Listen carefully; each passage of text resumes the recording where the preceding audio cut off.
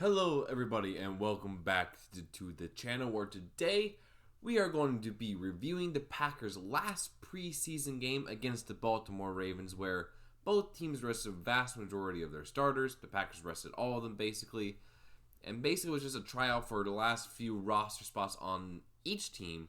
And there are some guys in this game for Green Bay that really impressed, and we'll get back into them shortly. But overall, the Packers, in their only home preseason game, won 30-7 over Baltimore, giving them a 2-1 record in the preseason. Let's go ahead and break down the scoring. Start off with a Anders Carlson 54-yard field goal for a 3-0 Green Bay lead. Greg Joseph then hit a 36-yard field goal to start the second quarter, 6-0 Green Bay. Baltimore got a 48-yard touchdown pass to Tylan Wallace from Josh Johnson, 7-6 Baltimore. Then the Packers got two more touchdowns in the second quarter with a Bo Melton beautiful 18-yard touchdown pass from Michael Pratt. Beautiful leaping catch for him, 13-7 Green Bay. Then Anthony Johnson Jr. had a 24-yard fumble return, 20-7 Green Bay, off of an Aaron Mosby strip sack that was basically looked like a giant hit stick.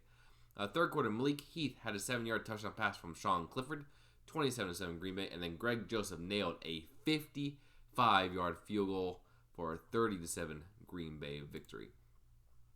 Box score here for the Packers: Michael Pratt, 8 for 12, 80 yards, 1 touchdown, 1 interception, 78.5 rating. Sean Clifford, 6 for 14, 53 yards, 1 touchdown. That had a lower rating than Pratt, who threw an interception. So I think Pratt is definitely the better long-term option there for passing. Running, Elias Merriweather, 16 carries, 74 yards, 4.6 average. Nate McCrary, 11 for 64. Emmanuel Wilson, 11 for 52, 4.7 yards. Ran really hard. I think he should definitely make the roster. I think either Lloyd or Dillon will be on the IL to start the season, and Wilson is making this roster. He has been fantastic all preseason long. Pat receiving, Malik Heath, 4 for 39 for a touchdown. Toure, 2 for 28. Wilson, 2 for 26. Melton, 1 for 18 and a touchdown. Joel Wilson, 2 for 11. Stanley, 2 for 7. Pearson, 1 for 4. And DeBose had 1 target but no receptions as well. Heath, Toure, DeBose, and Melton all fighting for like the last 2 to 3 spots for wide receivers. Be very interested to see here what happens. Fumbles, Johnson Jr. and Christian Young both recovered fumbles, as is Sean Clifford, but he also fumbled himself as well.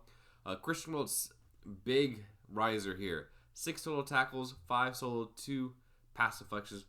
Russell, 1 tackle for loss. Hopper, 1 tackle for loss. Made a lot of good plays here. Kalen King was fantastic, had a forced fumble as well. 5 total tackles for him as well. Anthony Johnson Jr. had the fumble recovery for a touchdown here.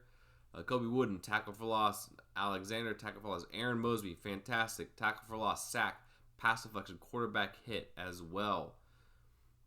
And interceptions. Christian Welch had an interception, and Aaron Mosby had an interception as well. These two guys really made a strong case for them to make this roster here in his last game. Kicking, Greg Joseph went 2 for 2, long of 55 yards, 1 for 1 for extra point.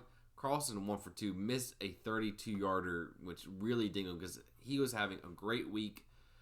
Had a great game up to that point in the fourth quarter, but unfortunately not able to make the final kick. And Whelan, fantastic, 3 for 136, 1 touchback, 1 inside of 20, and long of 55.